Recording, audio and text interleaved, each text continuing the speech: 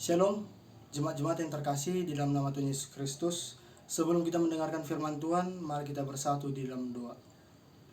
Allah Bapa yang bertata tinggi dalam kerajaan sorga, yang kami sembah di dalam nama-nama Tuhan Yesus Kristus, kami mengucap syukur atas berkat karunia yang Kau berikan kepada kami, hingga kami dapat melakukan segala yang Kau kehendaki di bagasan satu hari ini Bapa. Ya Bapa, sebentar kami akan mendengarkan firman-Mu, kiranya berkati kami, agar kami dapat menerima firman-Mu dan melakukannya di dalam kehidupan kami sehari-hari. Di dalam nama Tuhan Yesus Kristus kami berdoa dan mengucap syukur. Amin. Bapak Ibu, jemaat-jemaat yang terkasih di dalam nama Tuhan Yesus Kristus, ayat renungan untuk kita tertulis dalam Lukas 6 ayatnya yang ke-27 sampai ke-37. Saya bacakan untuk kita semua. Kasihilah musuhmu, tetapi kepada kamu yang mendengarkan aku berkata, kasihilah musuhmu, berbuatlah baik kepada orang-orang yang membenci kamu, mintalah berkat bagi orang yang mengutuk kamu, berdoalah bagi orang yang mencaci kamu. Barang siapa yang menampar pipimu yang satu, berikanlah juga kepadanya pipi yang lain. Dan barang siapa yang mengambil jubahmu, biarkan juga ia mengambil bajumu. Berikanlah kepada setiap orang yang meminta kepadamu, dan jangan meminta kembali kepada orang yang mengambil kepunyaanmu. Dan sebagaimana kamu kehendaki supaya orang perbuat kepadamu, perbuatlah juga demikian kepada mereka. Dan jikalau kamu mengasihi orang yang mengasihi kamu, apakah jasamu? Karena orang-orang berdosa pun mengasihi juga orang-orang yang mengasihi mereka. Sebab jikalau kamu berbuat baik kepada orang-orang yang berbuat baik kepada kamu, apakah jasamu? Orang-orang berdosa pun berbuat demikian. Yang jikalau kamu meminjamkan sesuatu kepada orang karena kamu berharap akan menerima sesuatu daripadanya, apa jasamu? Orang-orang berdosa pun meminjamkan kepada orang-orang berdosa, supaya mereka menerima kembali sama banyak. Tetapi kamu kasihilah musuhmu, dan berbuatlah baik kepada mereka, dan pinjamkan dengan tidak mengharapkan balasan. Maka upahmu akan besar, dan kamu akan menjadi anak-anak Allah yang Maha Tinggi. Sebab ia baik terhadap orang-orang yang tidak tahu berterima kasih terhadap orang-orang jahat. Kehendakmulah murah hati, sama seperti Bapamu adalah murah hati. Janganlah kamu menghakimi, maka kamu pun tidak dihakimi. Dan janganlah kamu menghukum, maka kamu tidak akan dihukum.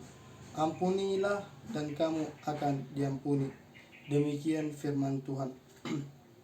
Bapak, Ibu, saudara-saudara yang terkasih dalam nama Tuhan Yesus Kristus, ayat renungan yang bertopik membalas kejahatan dengan kebaikan. Di dalam teks ini adalah suatu lanjutan khotbah Yesus di bukit, yang dimana Yesus memberitakan kasih terhadap semua orang.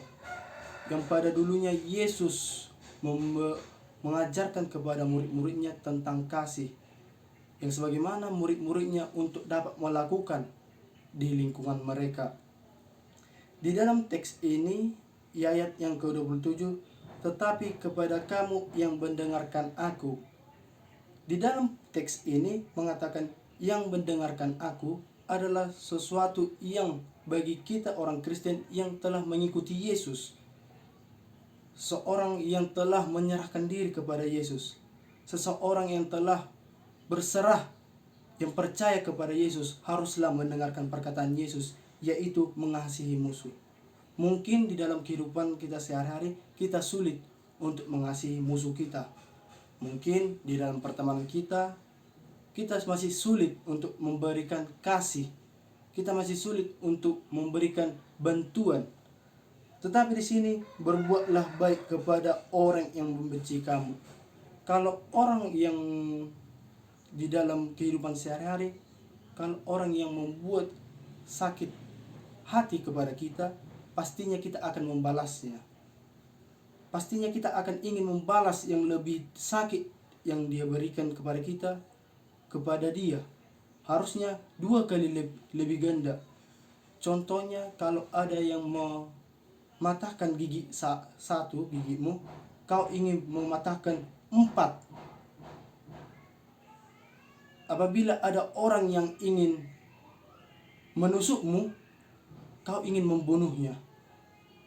Tetapi dalam firman ini Tuhan Yesus mengatakan, berbuatlah baik kepada seorang musuhmu, seseorang yang membenci kamu, berbuatlah baik. Yesus mengajarkan kita tentang kasih, yaitu kasih agape, memberikan kasih kepada semua orang tanpa memberi imbalan. Tetapi dalam teks ini kita ingin mencintai musuh kita. Bagaimana kita ingin mencintai?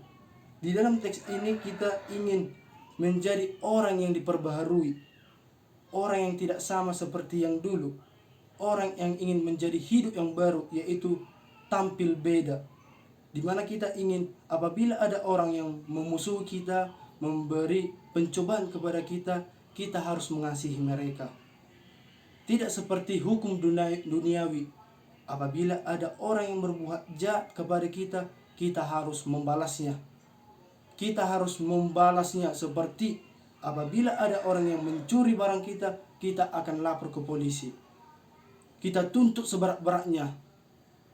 Tetapi hukum surgawi yaitu mengasihi.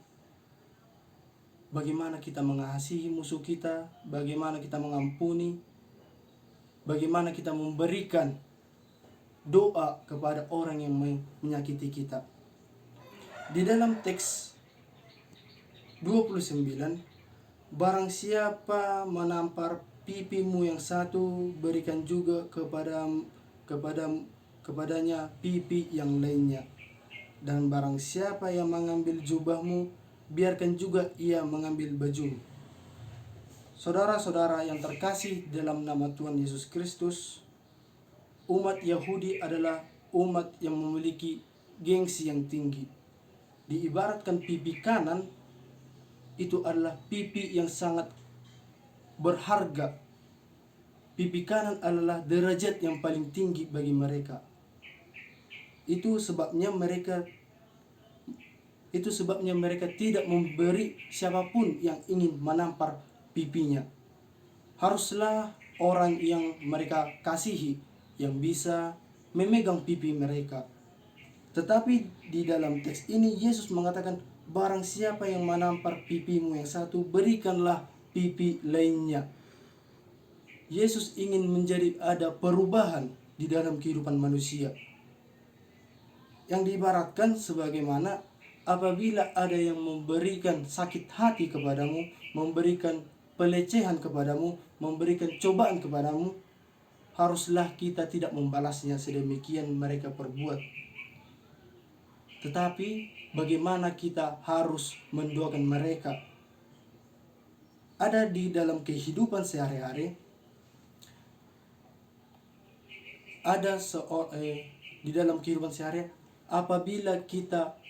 apabila seseorang yang memberi makian kepada kita, jangan menjadi kita membangkitkan kita untuk memaki kembali. Tetapi cobalah untuk senyum. Kalau kita telah senyum, kita telah memberikan doa kepada dia. Di dalam ada sebuah cerita yang menceritakan tentang 2 orang tetangga. Yang satu adalah pemburu dan yang satunya lagi adalah gembala. Pemburu memiliki banyak anjing-anjing liar yang dipelihara di belakang rumahnya. Dan penggembala mempunyai gembala domba yang mempunyai kandang di belakang rumahnya. Suatu hari pemburu ini pergi dari rumahnya dan meninggalkan anjing-anjingnya. Dan suatu ketika anjing-anjingnya pun melompati pagar hingga masuk ke kandang domba penggembala tersebut. Beberapa domba yang ada di kandang tersebut terluka oleh karena anjing-anjing tersebut. Bisa kita bayangkan bagaimana anjing-anjing pemburu yang begitu ganasnya. Anjing-anjing pemburu ini melukai beberapa domba yang membuat domba-domba tersebut mati. Penggembala tersebut mengatakan kepada pemburu agar mengkurung anjing-anjingnya, tetapi pemburu tidak mau mengikuti apa yang dikatakan penggembala tersebut. Alkisah, suatu hari penggembala tersebut telah frustasi atas anjing-anjing yang dimiliki pemburu tersebut. Ia pergi ke pengadilan desa dan melaporkan kejadian tersebut. Dia melaporkan tentang apa yang dialami dia. Pengadil itu pun, jaksa tersebut mengatakan kepada dia, kita bisa menghukumnya, tetapi maukah kamu kehilangan satu teman, satu tetangga dari lingkunganmu? Penggembala tersebut pun berpikir sejenak, karena mereka telah berteman begitu cukup lama. Dia memikirkan, pulanglah penggembala ini ke rumahnya. Dia telah memiliki ide. Pada suatu hari dia mengantarkan beberapa anak-anak domba terhadap anak-anak pemburu tersebut, sehingga anak-anak tersebut sangat senang untuk menggembala, untuk merawat domba-domba yang diberikan penggembala tersebut. Akhirnya untuk demikian, agar domba-domba itu dapat hidup di dalam lingkungan pemburu itu, anak-anaknya menyarankan untuk ayahnya untuk mengurung anjing-anjing itu, untuk mengurung dan merawat, ikut membantu merawat domba-domba tersebut. Ayahnya tersebut pun si pemburu mengurung anjing-anjing itu.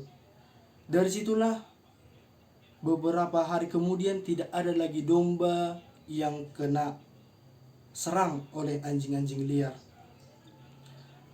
Saudara-saudara yang terkasih dalam nama Tuhan Yesus Kristus, ini adalah suatu contoh yang dapat kita terapkan dalam kehidupan kita. Apabila ada seseorang yang memberikan pencobaan kepada kita, janganlah kita langsung memberikan jawaban, memberikan cobaan yang sama kepada yang memberikan kepada kita. Tetapi bagaimana kita memberikan suatu kasih yang dimana kita dapat memberikan suatu contoh untuk dapat dihidupi dalam lingkungan kita. Bapak Ibu yang terkasih dalam nama Tuhan Yesus Kristus, Yesus menyarankan kepada kita ada 3, yaitu mengasihi. Kasih telah lama diajarkan Yesus kepada murid-muridnya, dan begitu juga diajarkan kepada kita, para pengikut Yesus, untuk saling mengasihi terhadap sesama kita, untuk saling mengasihi seluruh umat-umat yang ciptaan Tuhan, untuk dapat hidup rukun. Kalau kita ada seseorang yang memberi pencobaan kepada kita, apabila kita membalasnya, itu tidak akan menyelesaikan masalah, melainkan memberikan lebih banyak masalah. Baru yang kedua, Bapak Ibu, yaitu kasih yang memberi, kasih yang terlihat. Yang dimana kasih yang terlihat inilah kita memberikan kasih itu, kita memberikan, kita menolong, kita mempraktekkan, kita saling membantu, mengasihi sebagaimana yang diminta Tuhan Yesus. Yang keempat adalah saling mendoakan. Sebagai jemaat-jemaat yang dikasihi Kristus, kita adalah seorang Kristen yang dimana pada umumnya Yesus mengajarkan doa kepada kita untuk saling mengasihi.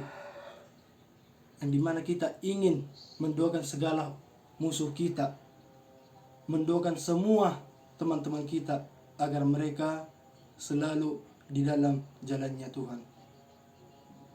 Amin. Kita berdoa. Terima kasih Yesus atas berkat yang Engkau berikan kepada kami hingga kami dapat mendengarkan sebagian dari firman-Mu. Tuhan, kiranya Engkau melimpahkan berkat-Mu kepada kami agar dapat melakukannya di dalam kehidupan kami. Terima kasih Tuhan Yesus. Amin.